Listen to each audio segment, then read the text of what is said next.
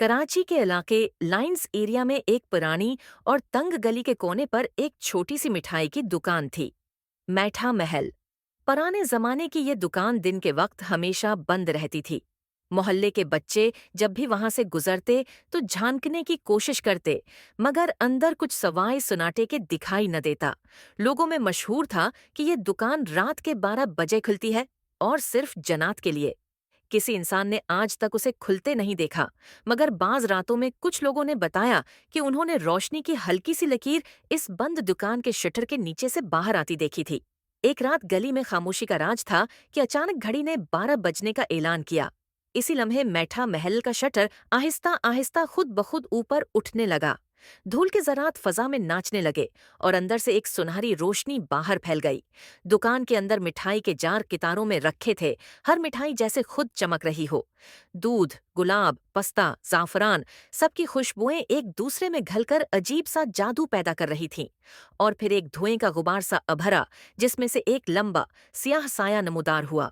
उसकी आंखें सर्ख शोलों की तरह जल रही थीं, हाथों में सोने के सिक्के चमक रहे थे। वो एक जिन था, जिनने काउंटर के पीछे खड़े बूढ़े मिठाई वाले की तरफ देखा।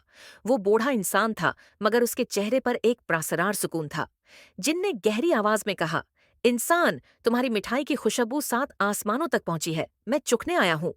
मिठाई वाले ने मुस्कुराते हुए कहा, खुश आमदीद हुजूर, हमारे मीठे में इंसानियत का लम्स है, शायद इसीलिए आपको पसंद आया। जिनने एक टुकड़ा उठाया और मन्ना में डाला। चंद लम्हे खामोशी छाई रही, फिर उसके चेहरे पर मुस्कुराहट फैल गई। क्या जायका है? ऐसा लगा जैसे कई रूहें गले में घल गईं।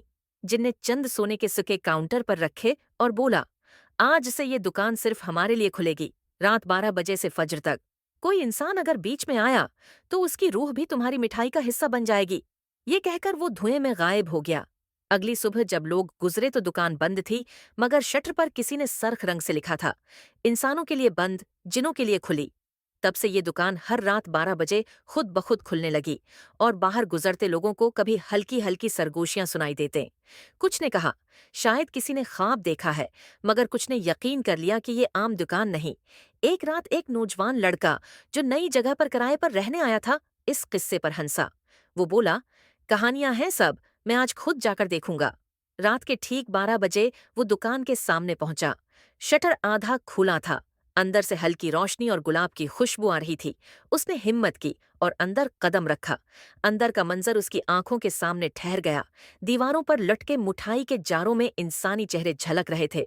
किसी के होंठ मुस्कुरा रहे थे, किसी की आंखें खूफ से फैली हुई थीं। काउंटर के पीछे वही बूढ़ा मिठाई वाला खड़ा था, मगर अब उसकी आंखें खाली और सियाह थीं। बूढ़ा बोला, खुश आमदीद, तुमने कहा था कि कहानियां झूठ हैं, तो आज तुम खुद मीठा बनोगे। अचानक सारी मिठाइयां जारों में घूमने लगे।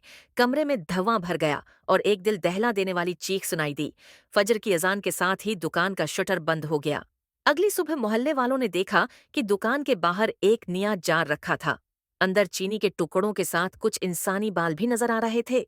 नीचे लिखी तख्ती पर लिखा था, आज की खास मिठाई